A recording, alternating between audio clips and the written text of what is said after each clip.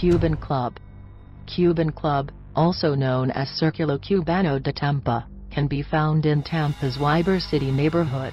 In 1917, this spot was a popular hangout for Cuban immigrants who enjoyed the ballroom, outdoor bandshell, and cantina with a stage and dance floor. Today, the compound, which is protected by the National Historic Register, hosts concerts and special events and is the setting for many ghost stories about spirits playing the piano and riding the elevators.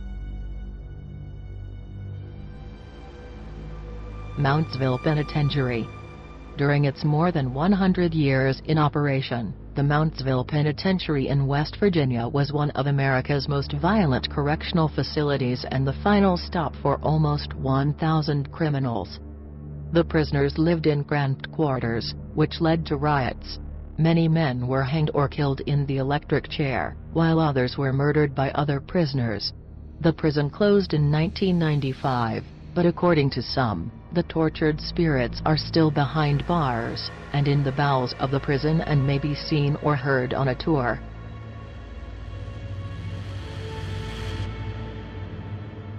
Calcasieu Courthouse. Tony Joe Henry has been the talk of the small town of Lake Charles since the 1940s, when she killed a man in cold blood. Just as notorious were her stunning good looks. The former prostitute charmed a gentleman in a pickup truck to give her a ride while she was walking the highway with a friend en route to spring her true love from a Texas prison. It took 3 trials for a jury to convict the wily Tony Joe, who had charmed the courtroom and jail staff and divided the town over her presumed guilt.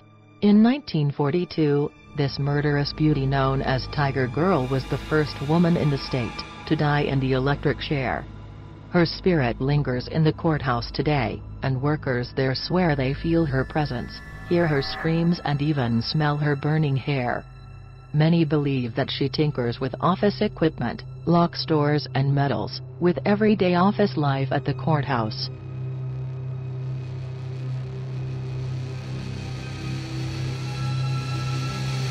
Trans-Allegheny Lunatic Asylum. Once known as the Weston State Hospital, this asylum was home to thousands of people with mental illness. Starting in 1864, hundreds of people died here before the facility closed in 1994. The spirits that are said to haunt the site today date back to the Civil War era, when the asylum's grounds served as a military post. Paranormal tours of the facility feature 2-hour visits to the asylum's 4 main hot spots. The more intense ghost hunt is an 8-hour, overnight paranormal adventure with experienced ghost hunting guides. Fort Mifflin. Built in 1771, Fort Mifflin is the country's only Revolutionary War battlefield that is still intact. There are 14 restored buildings on the grounds on the Delaware River, and reportedly plenty of spirits from the past.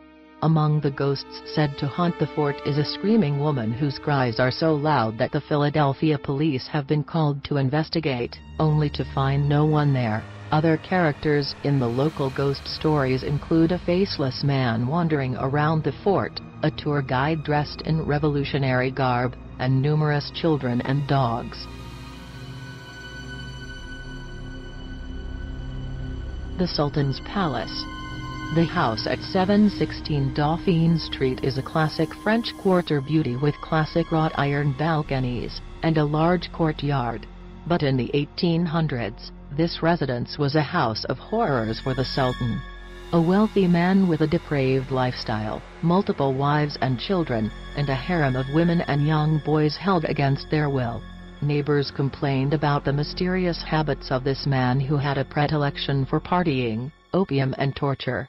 But the greatest mystery in the house was the Sultan's demise, when he was buried alive in the courtyard after his family and harem were hacked to pieces in a bloodbath by an unknown perpetrator. Today, his angry spirit is thought to be responsible for the unusual noises, loud music and strong incense smells that waft from the home, as well as unwelcome advances on past female residents, who swear the Sultan is still up to his old tricks of groping female visitors.